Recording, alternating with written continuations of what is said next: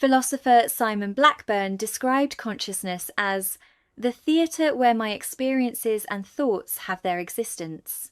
While consciousness is a riddle, we may penetrate it to a certain degree. Consciousness exists because the nameless whole exists.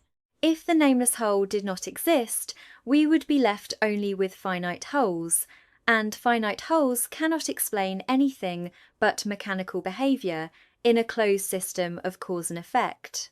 The nameless whole may be the necessary condition for the existence of consciousness. Consciousness exists because it is not limited by cause and effect within it.